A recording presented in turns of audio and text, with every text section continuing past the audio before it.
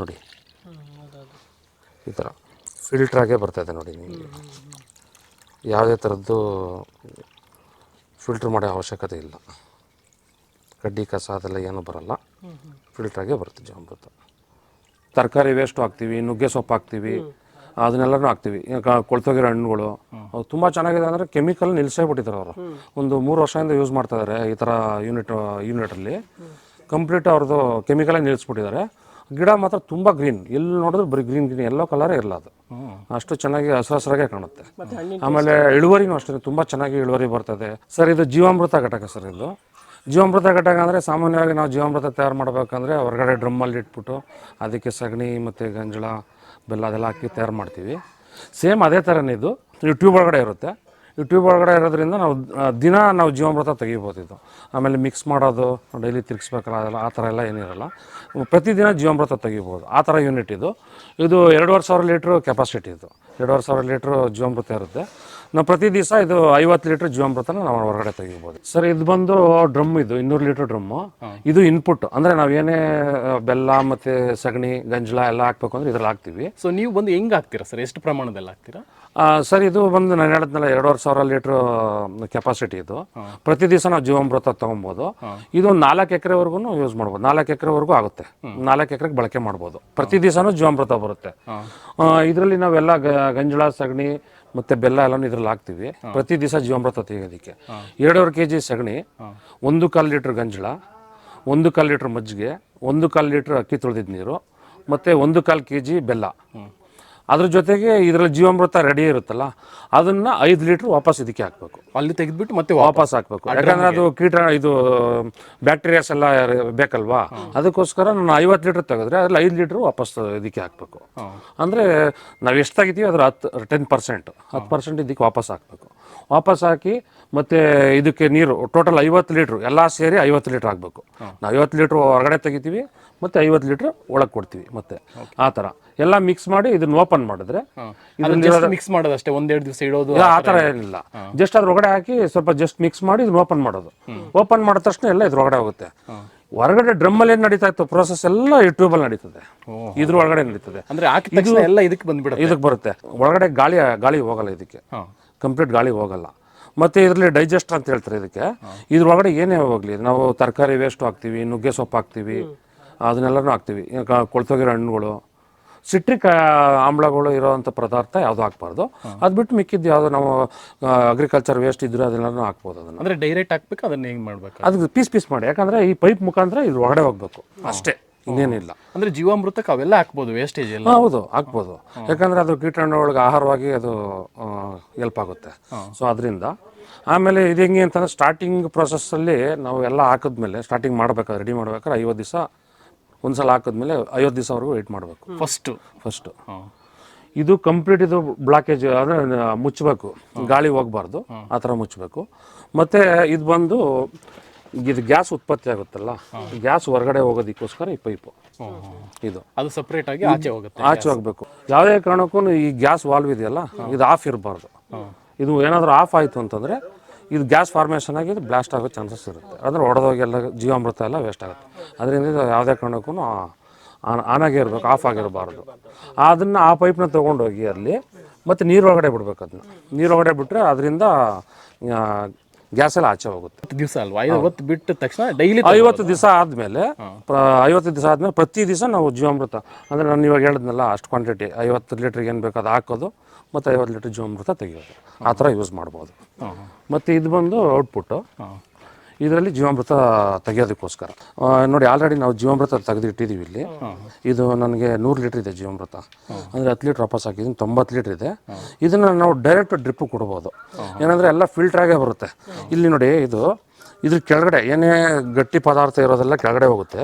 ಇದು ಮೇಲ್ಗಡೆ ಇರೋದ್ರಿಂದ ಪೂರ್ತಿ ಜೀವಾಮೃತ ರೆಡಿ ಆಗಿರೋದು ದ್ರವ ರೂಪದಲ್ಲಿ ನಮ್ಗೆ ಈಚೆ ಬರುತ್ತೆ. ಅಂದರೆ ಫಿಲ್ಟ್ರಾಗೇ ಬರುತ್ತೆ. ಇದೇನು ಫಿಲ್ಟ್ರ್ ಮಾಡೋ ಅವಶ್ಯಕತೆ ಇರಲ್ಲ. ನಾನು ಇದನ್ನು ಜೀವಾಮೃತ ಸ್ವಲ್ಪ ತೋರಿಸ್ತೀನಿ ನಿಮಗೆ.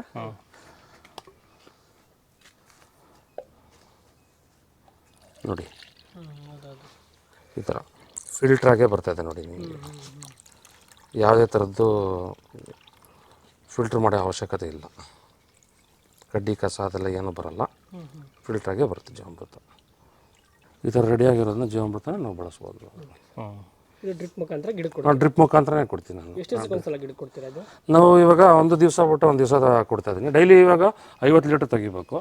ನಾನು ದಿವಸ ಬಿಟ್ಟು ದಿವಸ ಯಾಕಂದರೆ ನೀರು ನನ್ನ ಜಾಸ್ತಿ ಗಿಡಗಳು ಕೊಡೋಂಗಿಲ್ಲ, ಅದರಿಂದ ದಿವಸ ಬಿಟ್ಟು ದಿವಸ ಕೊಡೋದು. ನಾನು 100 ಲೀಟ್ರ್ ತೆಗಿತೀನಿ. ಒಂದು ದಿವಸಕ್ಕೆ 50 ಲೀಟ್ರ್ ಅಂದರೆ 2 ದಿವಸಕ್ಕೆ 100 ಲೀಟ್ರ್ ಆಯಿತು. 100 ಲೀಟ್ರ್ ತೆಗಿತೀನಿ, 100 ಲೀಟ್ರ್ ಇನ್ಪುಟ್ ಕೊಡ್ತೀನಿ. ಡ್ರಿಪ್ಪಲ್ಲಿ ಕೊಡಬೇಕಾದ್ರೆ ಏನಿಲ್ಲ, ಇದಕ್ಕೇನು ನೀರೇನಿಲ್ಲ, ಸಪ್ರೇಟ್ ಅದನ್ನು. ಯಾಕಂದರೆ ನೀರು ಹೋಗ್ತಾ ಇರುತ್ತಲ್ಲ, ಎರಡು ಗಂಟೆ ಟೈಮ್ ನೀರು ಕೊಡ್ತೀವಲ್ಲ, ಅದ್ರ ಜೊತೆಗೆ ಮಿಕ್ಸ್ ಆಗಿ ಹೋಗುತ್ತೆ. ಸೊ ಇದು ಬಂದು ಹೈಟಲ್ಲಿ ಇಡಬೇಕಾ ಹೇಗೆ ಸರ್ ಅದು? ಇದು ಹೈಟಲ್ಲಿ ಇರಬೇಕು ಸರ್. ಯಾಕಂದರೆ ಹೈಟಲ್ಲಿ ಏನಕ್ಕೆ ಇರಬೇಕು ಅಂದರೆ ಇದು ಇಲಿಗಳು ಅದರಿಂದ ಏನೋ ತೊಂದರೆ ಆಗ್ಬೋದು, ಡ್ಯಾಮೇಜ್ ಆಗದೆ ಇರಲಿ ಅಂತ ಅಂದ್ಬಿಟ್ಟು ಮೇಲ್ಗಡೆ ಈ ಥರ ನಾನು ಸ್ಟ್ಯಾಂಡ್ ಮಾಡ್ಕೊಂಡಿದ್ದೀನಿ. ಕಲ್ಲುಗಳೆಲ್ಲ ಜೋಡಿಸಿ ಅದು ಪ್ಲಾಟ್ಫಾರ್ಮು ಅಂದರೆ ಇದ್ರ ತಳ ಇದೆಯಲ್ಲ, ಇದು ಫ್ಲ್ಯಾಟ್ ಇರಬೇಕು. ಯಾಕಂದರೆ ಇದು ಕೂತ್ಕೊಳಕ್ಕೆ ಅನುಕೂಲ ಆಗುತ್ತೆ ಅಂತಷ್ಟೇ. ಅಂದರೆ ಬಾಳಿಕೆ ಚೆನ್ನಾಗಿ ಬರುತ್ತೆ, ಡ್ಯಾಮೇಜ್ ಆಗಲ್ಲ. ಸೊ ಅದರಿಂದ ಈ ಥರ ಮಾಡ್ಕೊಂಡಿದ್ದೀನಿ. ಇದೇನು ಕ್ಲೀನಿಂಗು ಏನು ಮಾಡೋಂಗಿಲ್ಲ. ಇದು ಕಂಪ್ಲೀಟ್ ನಾವೇನು ಹಾಕೋ ಎಲ್ಲ ಡೈಜೆಸ್ಟ್ ಆಗ್ತಾ ಇರುತ್ತೆ ಒಳಗಡೆ. ಹೊರಗಡೆ ತೆಗಿಯೋಂಥ ಪದಾರ್ಥ ಏನೂ ಇಲ್ವಲ್ಲ, ಯಾವುದು ಕ್ಲೀನ್ ಮಾಡೋಂಗಿಲ್ಲ. ಬರೀ ಇನ್ಪುಟ್ ಹಾಕು ಔಟ್ಪುಟ್ ತಗೋ ಅಷ್ಟೇ ಕೆಲಸ ಇದೆ. ಏನಾದರೂ ಕಡ್ಡಿ ಕಸ ಈಗ ನುಗ್ಗೆ ಸೊಪ್ಪು ಎಲ್ಲ ಹಾಕ್ತೀರಾ ಅಂತ? ಏನು ಎಲ್ಲ ಕೊಳ್ತೋಗುತ್ತೆ ಒಳಗಡೆ. ಎಲ್ಲ ಕೊಳ್ತೋಗಿ ನಮ್ಮ ಜೀವಾಮೃತ ರೆಡಿ ಆಗುತ್ತೆ ನಮಗೆ. ಅಂದರೆ ಏನೇ ವೇಸ್ಟೇಜ್ ಇದ್ದರೂ ವೆಜಿಟೇಬಲ್ಲು ಎಲ್ಲ ಹಾಕ್ಬೋದು. ಆದರೆ ಅಳತೆ ನಾನು ಹೇಳಿದ್ನಲ್ಲ, ಈಗ 1 kg ನಾವು ವೇಸ್ಟೇಜ್ ಆಗ್ತು ಅಂತಂದರೆ 1 ಲೀಟ್ರ್ ನೀರು ಕಡಿಮೆ ಮಾಡಬೇಕು. ಅಂದರೆ ಅದನ್ನು ಕೌಂಟ್ ಮಾಡ್ಕೋಬೇಕು. 1 ಲೀಟ್ರ್ ಇವಾಗ 100 ಲೀಟ್ರ್ ನೀರು ಅಂತಂದರೆ ಅದು 1 kg ಅಂದರೆ 99 ಲೀಟ್ರ್ ಟೋಟಲ್ ಆ ಥರ. ಈಗ ನಾಟಿ ಹಸು ಎಷ್ಟು ಕಟ್ಕೊಂಡಿದ್ದೀರಾ ಇದಕ್ಕೆಲ್ಲ? ಇದು ಒಂದೇ ಹಸು ಸರ್ ಇರೋದು. ಒಂದೇ ಹಸು ಇವಾಗ ನನಗೇನಂದ್ರೆ ದಿನಕ್ಕೆ 2.5 kg ಸಗಣಿ ಆದರೆ ಸಾಕು. ಮತ್ತು 1 ಲೀಟ್ರ್ ಗಂಜಲಾದರೆ ಸಾಕು. ಡೈಲಿ ನಾನು ಹೇಳ್ತಾ ಇರೋದು. ಮತ್ತು ಮಜ್ಜಿಗೆ ಇವಾಗ ಅದರಲ್ಲೇ ಸಿಗುತ್ತೆ. 1 ಲೀಟ್ರ್ ಮಜ್ಜಿಗೆ ಆದರೆ ಸಾಕು. ಸೊ ಎಲ್ಲ ಅದರಲ್ಲೇ ಸಿಗುತ್ತಲ್ಲ, ಒಂದೇ ಹಸು ಸಾಕು. ಈಗ ಜೀವಾಮೃತ ಹಾಕೋದ್ರಿಂದ ಏನಾದರೂ ಬದಲಾವಣೆ ನೋಡಿದ್ದೀರಾ ಸರ್ ಜನರಲ್? ಇಲ್ಲ ಸರ್, ಚೆನ್ನಾಗುತ್ತೆ ಸರ್, ತುಂಬ ಚೆನ್ನಾಗುತ್ತೆ. ನಾನು ಇವಾಗ ಶುರು ಮಾಡಿದ್ದೀನಿ. ಶುರು ಮಾಡಿರೋದ್ರಿಂದ ನಾನು ಬೇರೆ ತೋಟ ನೋಡಿದ್ದೀನಿ. ಬೇರೆಯವ್ರ ತೋಟ ನೋಡಿ ನಾನು ಇದನ್ನು ತಂದು ಮಾಡಿರೋದು. ಅವ್ರು ತುಂಬ ಚೆನ್ನಾಗಿದೆ. ಅವ್ರು ತುಂಬ ಚೆನ್ನಾಗಿದೆ ಅಂದರೆ ಕೆಮಿಕಲ್ ನಿಲ್ಲಿಸೇ ಬಿಟ್ಟಿದ್ದಾರೆ ಅವರು. ಒಂದು 3 ವರ್ಷದಿಂದ ಯೂಸ್ ಮಾಡ್ತಾಯಿದ್ದಾರೆ ಈ ಥರ ಯೂನಿಟಲ್ಲಿ. ಕಂಪ್ಲೀಟ್ ಅವ್ರದ್ದು ಕೆಮಿಕಲೇ ನಿಲ್ಲಿಸ್ಬಿಟ್ಟಿದ್ದಾರೆ. ಗಿಡ ಮಾತ್ರ ತುಂಬ ಗ್ರೀನ್, ಎಲ್ಲಿ ನೋಡಿದ್ರು ಬರೀ ಗ್ರೀನ್ ಎಲ್ಲೋ ಕಲರೇ ಇರಲ್ಲ. ಅದು ಅಷ್ಟು ಚೆನ್ನಾಗಿ ಹಸಿರಾಗೆ ಕಾಣುತ್ತೆ. ಆಮೇಲೆ ಇಳುವರಿನೂ ಅಷ್ಟೇ ತುಂಬ ಚೆನ್ನಾಗಿ ಇಳುವರಿ ಬರ್ತದೆ. ಅವ್ರ ಅನುಭವ ಕೇಳಿದಾಗ ಆ ಥರ ಹೇಳಿದ್ರು. ಸೊ ಅದರಿಂದ ನಾನು ಇದನ್ನು ತರಿಸಿ ನಾನು ಹಾಕ್ಕೊಂಡಿದ್ದೀನಿ. ಈಗ ಟ್ರೆಡಿಷನಲ್ ವೇ ಮತ್ತು ಈ ವೇಗೂ ನಿಮ್ಗೆ ಏನಾದರೂ ವ್ಯತ್ಯಾಸ ಅಂತ ಏನಾದರೂ ಅನಿಸಿದೆಯಾ ಸರ್? ನಾರ್ಮಲ್ ಆಗಿ ಸರ್ ಅದು ಇವಾಗ ಜನರಲ್ ಆಗಿ ಯೋಚನೆ ಮಾಡಿದ್ರೆ ಅದು ಕೆಲಸ ಜಾಸ್ತಿ ಹಿಡಿತದೆ. ಅಂದರೆ ಪ್ರತಿ ದಿವಸ ಅದು ಯಾರಾದರೂ ಒಬ್ರು ಇರಬೇಕು, ಸುತ್ತಿಸ್ಬೇಕು, ಆ ಥರ ಕೆಲಸ ಇರುತ್ತೆ. ಅಂದರೆ ತಿರುಗಿಸ್ಲೇಬೇಕು ಅದು. ಮತ್ತು ಇನ್ನೊಂದು ಅನುಕೂಲ ಏನಂದರೆ ಇದರಿಂದ ನಮಗೆ ಜೀವಾಮೃತ ಕೊಡಬೇಕಾದ್ರೆ ಗಿಡಗಳಿಗೆ ಡ್ರಿಪ್ಪಲ್ಲಿ ಕೊಡ್ಬೋದು. ವೆಂಚುರಿ ಮುಖಾಂತರ ಡ್ರಿಪ್ಪಲ್ಲಿ ಕೊಡ್ಬೋದು. ಬಟ್ ಅದು ಕೊಡೋಕ್ಕಾಗಲ್ಲ. ಅದು ಫಿಲ್ಟ್ರ್ ಮಾಡಿ ಎಲ್ಲ ಕೊಡ್ಬೇಕು. ಫಿಲ್ಟ್ರ್ ಮಾಡಿ ಪ್ರೊಸೆಸ್ ಅದೆಲ್ಲ ಆಗಲ್ಲ. ಆಮೇಲೆ ಅದರಲ್ಲಿ ಪೂರ್ತಿ ಕೊಳ್ತಿರೋ ಪದಾರ್ಥ ಇರಲ್ಲ. ಅದು ಲಾಸ್ಟಲ್ಲಿ ಎಲ್ಲ ಸೇರಿಕೊಂಡು ಎಲ್ಲ ವೇಸ್ಟೇಜ್ ಇದ್ದೇ ಇರುತ್ತೆ. ಅದು ಇದ್ರಲ್ಲಿ ಆ ಥರ ಏನು ಸಮಸ್ಯೆ ಇರಲ್ಲ. ಬರೀ ಇನ್ಪುಟ್ ಕೊಡ್ತೀವಿ, ಔಟ್ಪುಟ್ ತೊಗೊಳ್ತೀವಿ ಅಷ್ಟೇ. ಸೊ ಇದು ಬಂದು ಎಷ್ಟು ಖರ್ಚಾಗಿದೆ ಸರ್ ನಿಮಗೆ?